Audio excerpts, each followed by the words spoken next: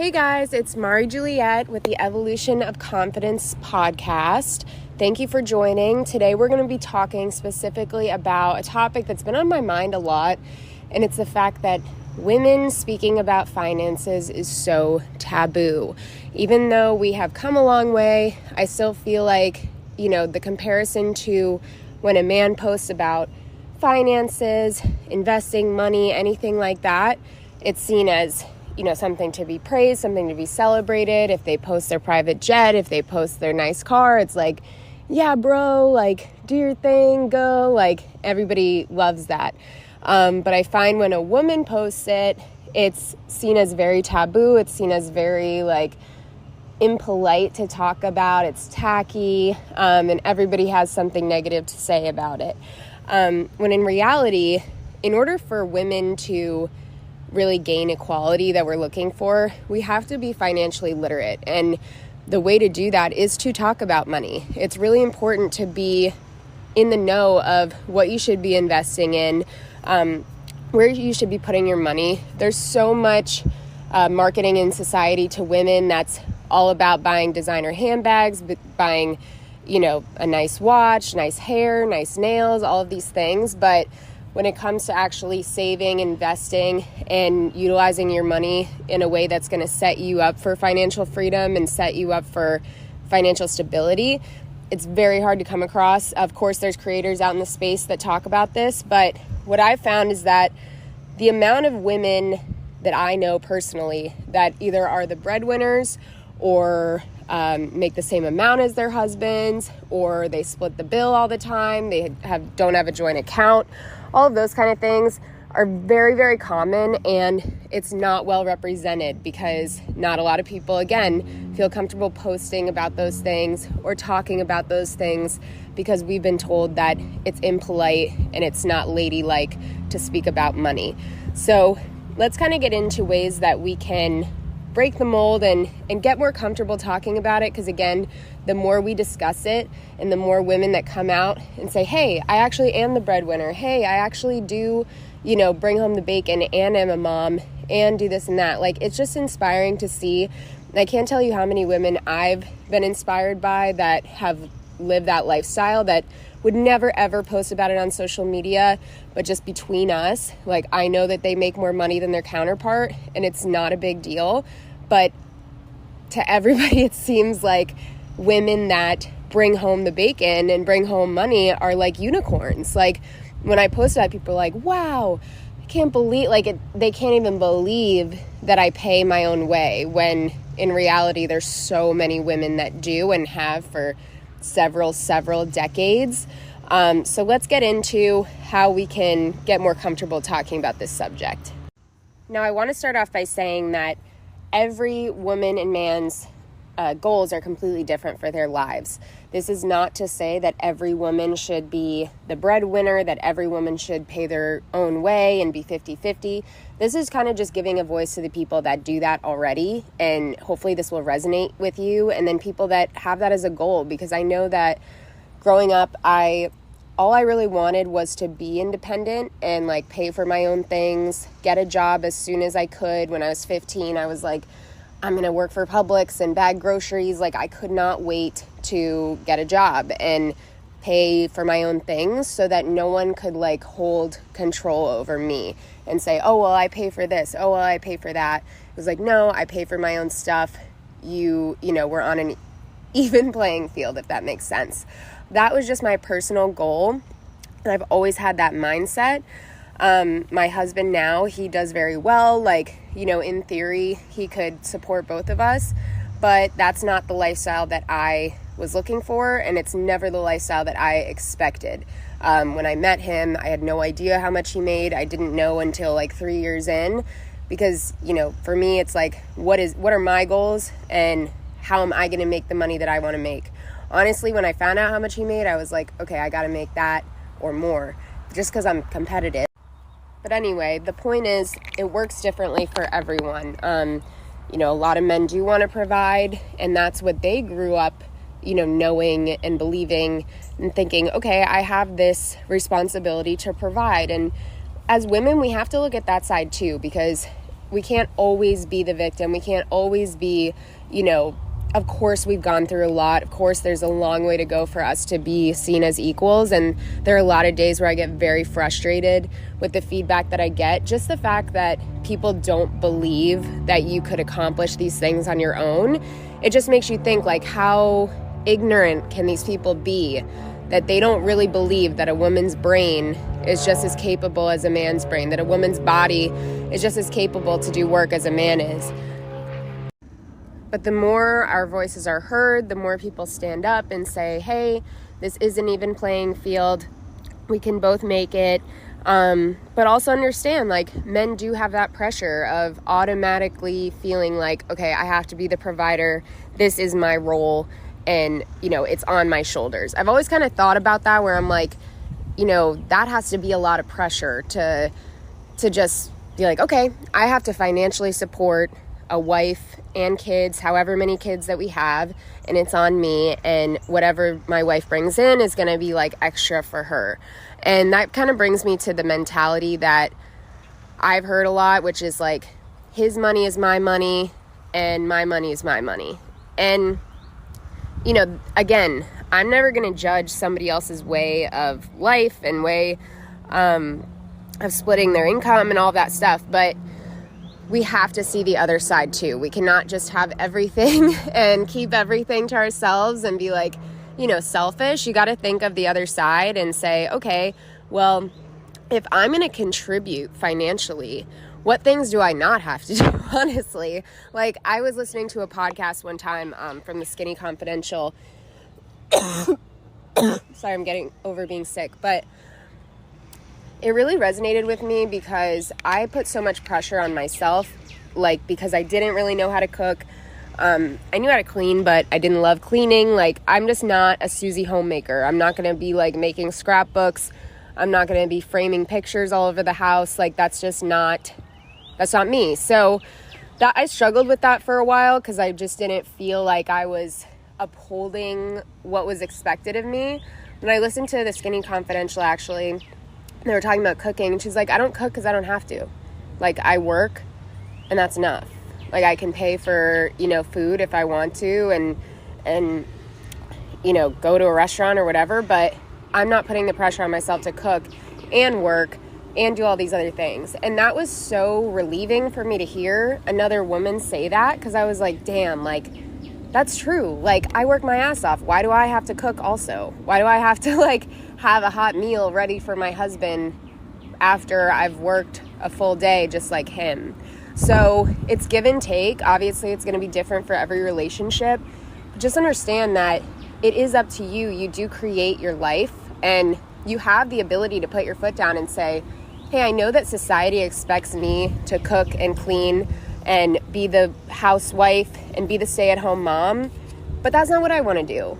Like, I love being with my son, and I cherish every moment with my son, and I really just work and hang out with my son. That's pretty much all I do. But I love working. Working is my passion. Working is my happy place. So if I didn't have that, I wouldn't be the best mom to my son, because I wouldn't be 100% there mentally. I would be kind of resentful that I couldn't go after my career, and that, this was a life that was kind of chosen for me by society.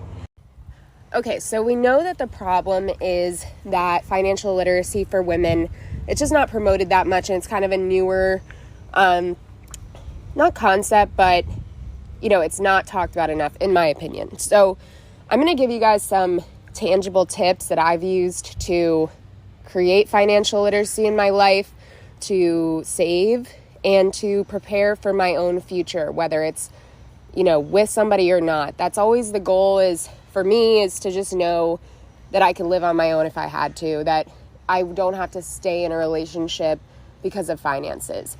And the way that I've saved, honestly, is changing my mindset about money.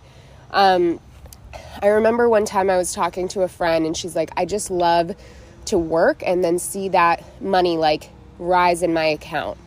And I was like, damn, that's like a great way to look at it. And somebody else might hear that and think, oh, you're money hungry and blah, blah, blah.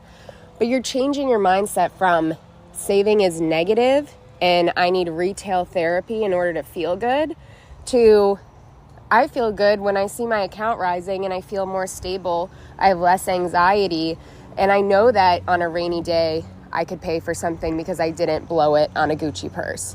I'm not saying I don't own a Gucci purse, okay? But at the end of the day, it took me a long time to even get comfortable buying those things for myself because I wanted to have that nest egg and I wanted to prioritize saving over spending on trendy things that could be in trend one month and out the next. That comes down to the clothes that you wear.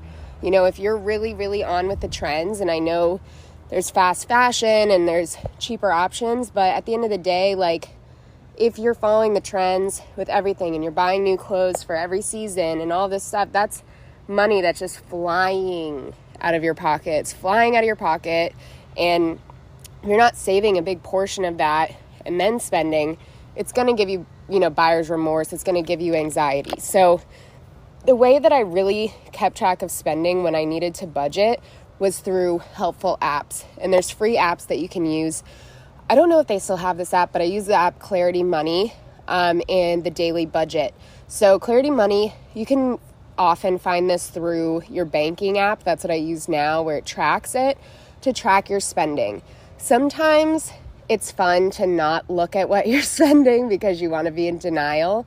But sometimes you also need a swift kick in the ass to say, hey, I'm not Bill Gates. Like, why am I spending this amount of money on Uber Eats, on clothes, on all these little things that add up?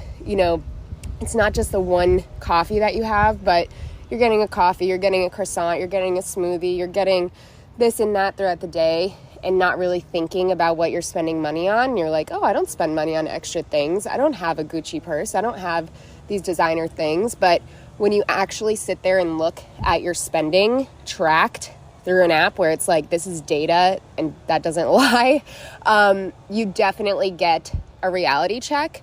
And that can be a really positive thing because you can say, okay, you know what? I've been kind of going crazy the past few months. Let me make a goal to be super, super frugal. And the way that you do that is through the Daily Budget app. So what I did is I would set a daily budget for the amount that I was willing to spend every day. And what you do is everything you spend money on, you deduct it from that amount. And it's kind of fun. It's kind of like a game. You deduct it from the amount. Then you're actually looking like, how much am I spending on everything? And what's cool is if you don't spend the whole amount, it rolls over into the next day and so on. So it's rewarding when you do save a little bit and then you're like, oh, it's the end of the week and I saved this amount. Maybe I will go treat myself because I'm still within my budget. So that's a great, great app to use. Very, very helpful and keeps you on track. When it comes to saving money, it can be very, very distracting when there's a ton of ads coming your way. On Instagram, you see a cute outfit or you see a car you like or whatever, and it can be very tempting. The thing with saving and changing your mindset about money is that after a while and after saving and having that discipline and feeling the comfort that comes with that, you start to not really be fazed by those things. It's like, if I want to buy something, great, but I'm not dying to buy something, I don't feel that intense urge like I used to. And it's really more of a kind of treat, but it's not putting a whole emotion into it, if that makes sense. We're so conditioned to hear retail therapy. We need to buy something to feel good. That is marketing. That's a product of marketing, and it's been ingrained in our brains. But at the end of the day, change your perspective to, I'm addicted to the comfort that I feel when I save money and when I work and I just save it. And just keep your head down, keep your tunnel vision. In real estate specifically, it's very easy because you get lump sums. So you might get a 30 grand check and you're like, you know what, this deal was so stressful. I deserve to spend 5 grand of it today. And I cannot tell you how many people do that, and more than 5 grand. But to be honest, keeping tunnel vision and just saying, oh, I made 30 grand, let's save that, and move on and keep working. That is kind of like the mindset that I have. And that's not going to work for everybody. Of course, you need to celebrate your wins. But at the end of the day, not every single check needs to be celebrated by spending. Let's talk about a timeline to financial freedom and when to start implementing these ideas. So as, growing up, everybody comes from different circumstances. Some people have parents that, take care of all of their finances and they're still in their, 30s and their parents are taking care of those things. They don't know much about money. There are people that have been self-sufficient since they were really young, like 15, 16 years old, paying all of their bills, paying their insurance, paying, making their doctor's appointments, all of those things, and everywhere in between, and younger and older. So the point is, don't feel like you're behind if you don't have these things figured out yet, but understand that, I've seen it a lot. My friends, we all kind of gained our financial literacy at different points in our lives based on our upbringing and based on our dependency to our families and relationships as well. And the importance is just that you are prepared for anything. So if you were ever in a situation that you had to be completely independent one day and tomorrow you have to take care of everything yourself, it's not so overwhelming that it's out of your reach, that you're like, how the hell do I do any of this? And the way to combat that is really knowledge. Knowledge is power. We know this, but knowledge is also confidence. Knowledge makes you confident in your decisions as a whole, not just financially, but financially it does make you very confident. I've been making these financial decisions for myself for a long time. So now I'm like, it's second nature. I don't look to my husband to help me, how do I invest in this or that? Like, I'm independent in that way where it's my decision, it's my money. So, we are married, but we have separate accounts. And I chose for it to be like that. I want it to be that way because I want to be able to control what I invest in. I don't want to ask my husband if I can go get my hair done or go get my nails done or spend a little bit more on something. Like, I earn that money. I don't want to ask for permission. And that's a huge freeing thing. That's a goal in and of itself, is just not having to ask permission to do the things you want to do. But with that comes working hard. You don't just get that and then doing nothing. You got to obviously work for your money, and we know this, but be consistent and have that goal in mind of, okay, I'm going to get to a point where I can make decisions about money. I'm the boss of my income. I'm the boss of my bank account, and I say what goes in that part of my life. And that can be really, really, that can really be a confidence boost, especially for women. Because again, we're kind of told that that's taboo or that's not the norm, or why isn't your husband paying for this if you're having the kids? And I've heard that a million times. And, oh, well, you don't have to work because your husband is an attorney. And it's like, that's not our situation. It's not like tomorrow I could say to my husband, oh, I'm not going to work anymore. Maybe I could, but I don't want to.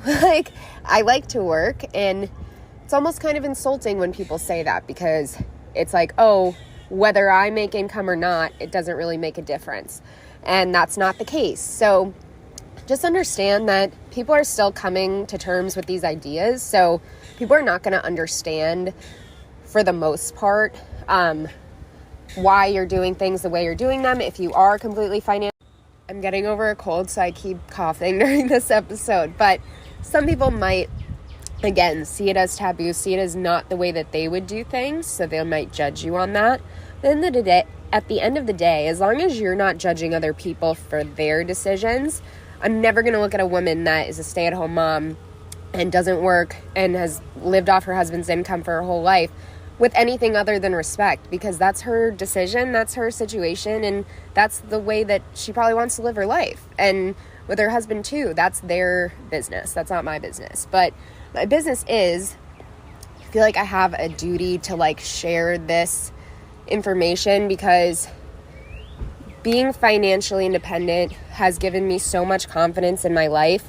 It has nothing to do with what I look like. It has nothing to do with anything like that. It has to do with my abilities and the ability for me to make that income, save it, and invest it intelligently. In conclusion, I just want to give you some takeaways.